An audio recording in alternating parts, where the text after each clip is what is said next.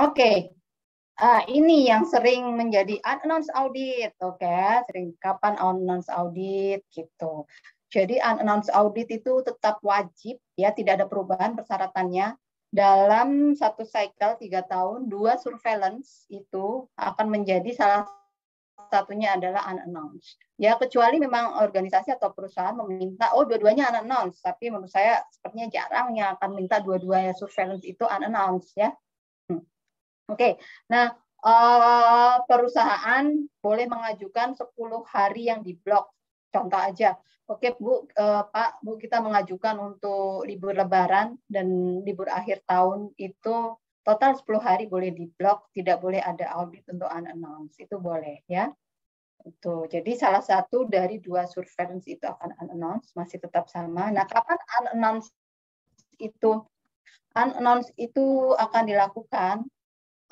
Bisa diperkirakan sebetulnya ya, perkiraannya itu 8 sampai 12 bulan dari audit terakhir ya, last announced audit gitu. Antara 8 sampai 12 bulan ya. Di antara itu yang akan dijadwalkan untuk unannounced ya. Ini wajib. Nah, untuk berkaitan dengan COVID, sedikit perubahan berkaitan dengan unannounced ini adalah boleh unannounced audit dengan notifikasi, tapi ini khusus kondisi yang remote, ya, khusus kondisi remote audit. Kalau on-site audit itu tetap unannounced tanpa notifikasi. Nah, kalau menurut kami ya, kalau dengan notifikasi selama 48 jam sebelumnya ya namanya itu bukan unannounced, tetap announced auditnya sudah diberitahu kan, karena 2 hari sebelumnya udah bilang oke, dalam 2 hari ke depan kita akan melakukan audit, yaitu namanya announced ya. Jadi ini option saja bila ternyata, jadi FSSC itu dengan syarat ketat kalau di lokasi tersebut betul-betul intinya tidak boleh dimasukin lah, misalnya dengan kondisi keparahan, contoh yang saat ini paling mudah misalnya seperti India ya, seperti itu. Nah, itu unannounced dengan notification. Atau bisa jadi misalnya jatuh tempo 2021 ini unannounced, ditunda menjadi 2022 unannounced-nya. Nah, 2022 mau riset mau apa akan tetap harus unannounced. Gitu. Karena umumnya kalau riset kan tidak boleh unannounced ya, harus diberitahu. Itu unannounced audit. Nah, ini ketentuan-ketentuan beberapa, misalnya karena travel restriction, tapi di Indonesia mungkin tidak berlaku ya, misalnya berkaitan dengan izin visa dan sebagainya. Ini bisa berlaku peraturan ini ya, dengan pemberitahuan kalau misalnya auditornya tidak tersedia di Indonesia, contohnya harus mendatangkan dari negara lain. Nah, umumnya sih kalau seperti itu klien lebih memilih ya remote dengan notifikasi daripada mendatangkan dan urusan visanya ribet ya, gitu. Oke, nah unannounced audit prosedurnya adalah tetap sama, tidak berubah.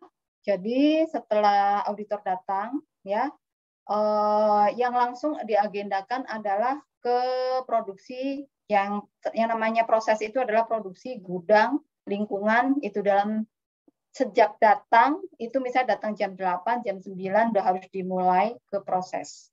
Proses gudang dan lingkungan itu pasti wajib. Jadi maksudnya audit yang data dan sebagainya itu setelah dari site audit. Itu wajib peraturan seperti itu. Ya. Dan misalnya contoh nih, oh kebetulan pada saat namanya unannounced kan auditor tidak tahu pada saat datang, oh ternyata sedang ada prosesnya tidak berjalan, kemungkinan karena sedang mesinnya shutdown dan sebagainya, yang karena sesuatu emergency di luar schedule shutdown gitu, artinya kan tidak bisa diaudit. Nah, itu tetap akan dijadwalkan lagi audit dalam kerangka waktu 4 minggu terhitung dari tanggal auditor datang. Gitu. Ya. Oke, scope statement ini yang sering juga ditanyakan ya, scope statement ini aturannya masih sama, tidak ada perubahan untuk versi yang 51.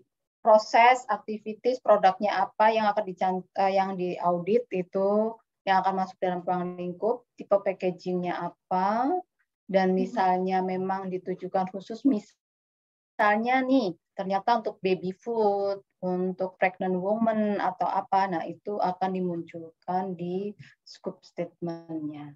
Tidak boleh scoop itu mengandung claims, misalnya claims yang diaudit itu mengandung vitamin ini tidak boleh, ya, atau menyebutkan brand itu tidak boleh. Jadi menurut saya ini masih tidak ada perubahan dibanding FSSC sebelum-sebelumnya. Non-conformity, ini cukup berubah.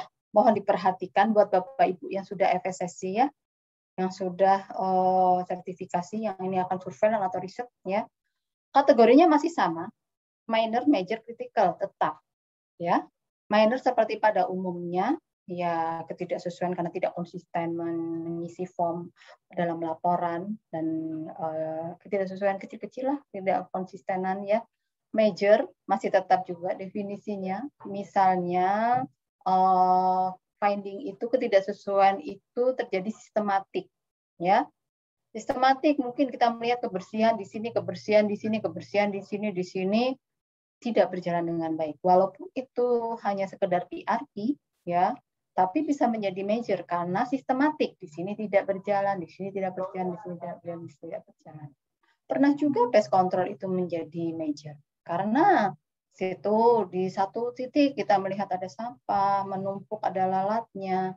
Kemudian di tempat lain melihat bed stationnya tidak terjaga dengan baik, kemudian melihat ada lubang-lubang tidak ditutup, kemudian tahu-tahu di tempat lain menemukan ada yang lewat binatang, akhirnya menjadi major juga. Jadi secara negatif itu berpengaruh kepada jaminan food safety, itu major, ya.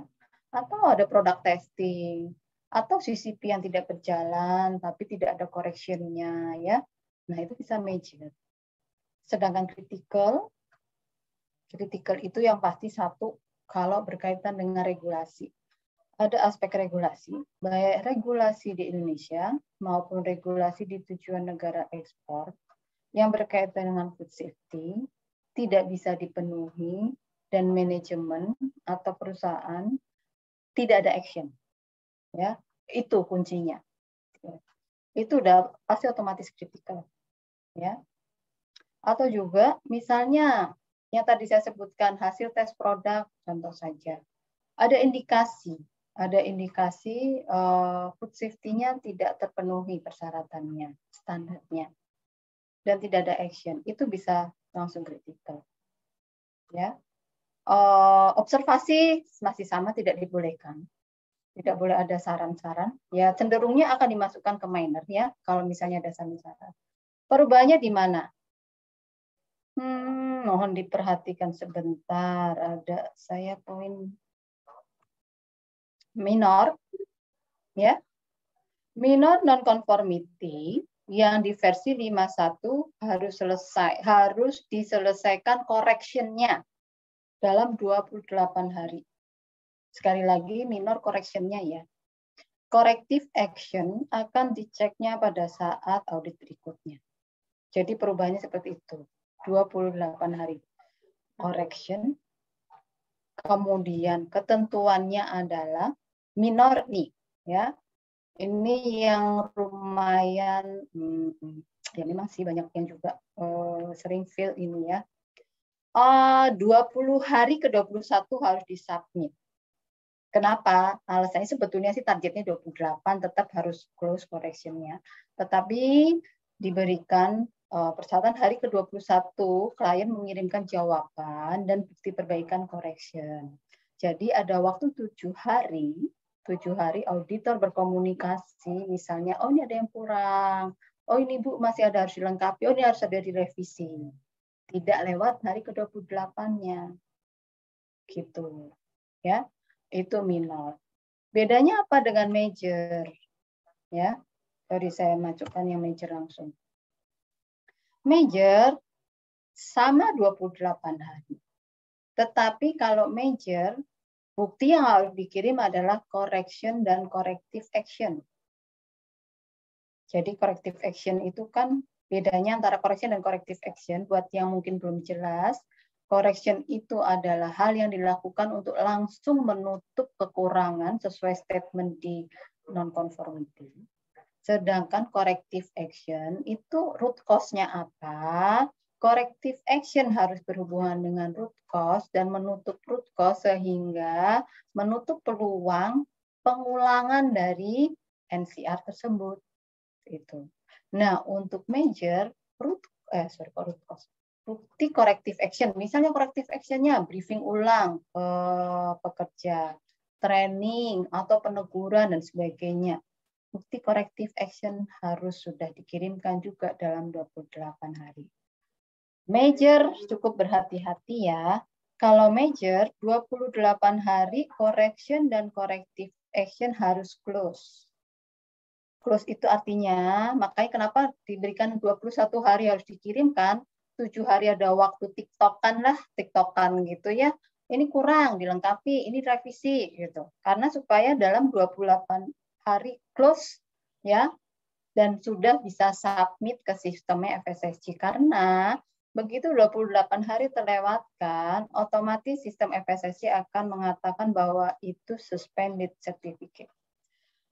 Sertifikasinya disuspend. Sedangkan kalau yang baru akan sertifikasi, kalau major dari ke-28 belum post, langsung drop, gagal. Ya, ini cukup berhati-hati. Kemudian kalau critical masih sama, ya. Critical untuk yang sudah sertifikasi, otomatis kalau ada satu critical, otomatis akan suspend. Dan akan diberikan waktu dalam waktu 6 bulan, ya, untuk memperbaiki. Pastinya dalam 6 bulan itu harus audit ulang untuk melihat apakah bisa suspendnya bisa dibuka lagi atau bagaimana atau langsung ditarik, ya, itu yang sudah sertifikasi. Sedangkan yang baru mau sertifikasi, kalau kritikal otomatis gagal mengulang lagi dari tahap 1. Ya. Nah, untuk menjawabnya kalau kritikal, waktunya hanya 14 hari. Semua harus diberikan root cause-nya, correction buktinya, corrective action-nya apa, itu dalam 14 hari sudah harus dikirimkan. Tapi follow up auditnya dalam jangka waktu 6 bulan. Begitu. Oke. Oh, ini hanya gambaran dari timetable aja ya. Remote audit. Remote audit itu sebetulnya ada 2 ya, ada split dan fully remote. Split itu ada sebagian remote, ada sebagian onsite. Ini sekarang diperkenankan ya. Atau 100% remote. Nah, kalau 50% remote, 50% onsite, ini tergantung dari risk assessment, kriteria dari bisnis proses Bapak Ibu, proses produksinya apa, itu 50% onsetnya harus dilakukan, misalnya nih hari ini saya melakukan remote ya. Onsetnya dalam 30 hari terhitung dari hari ini sudah harus dilakukan. Gitu.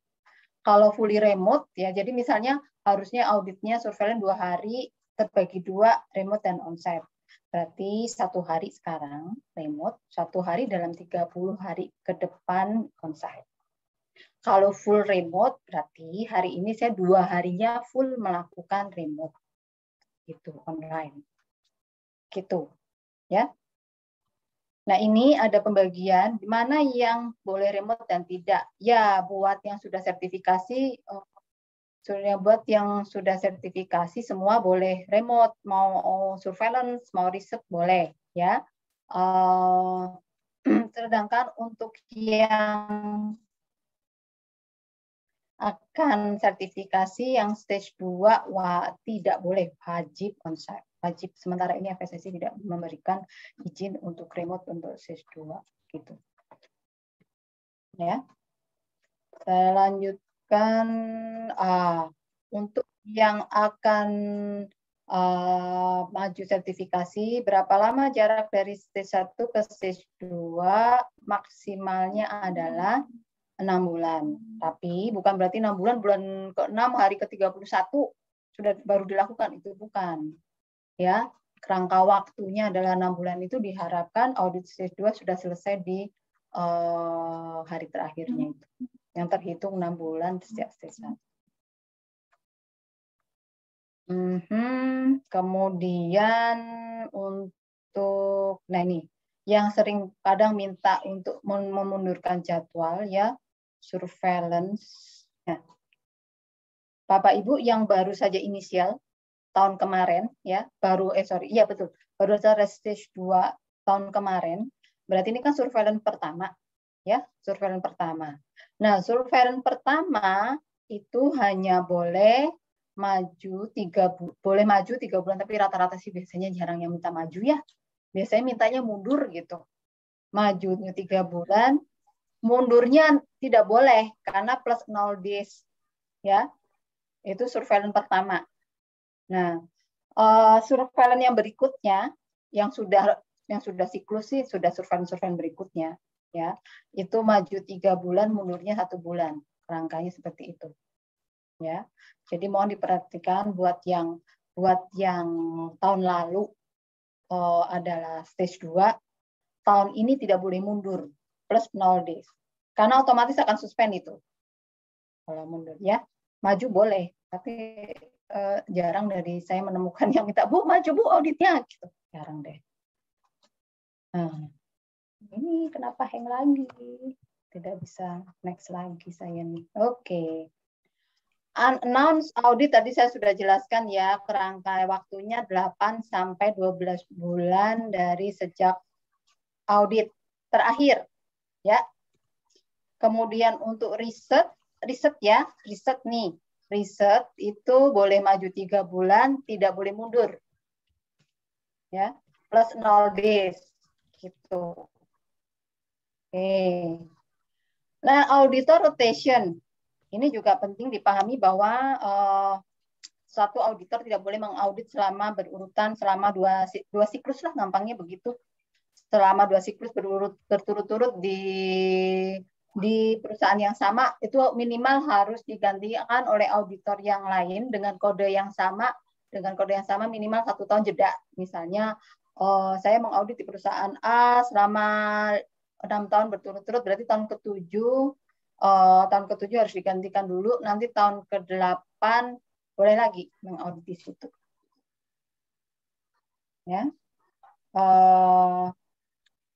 Itu saja. Nah, silakan kalau ada pertanyaan.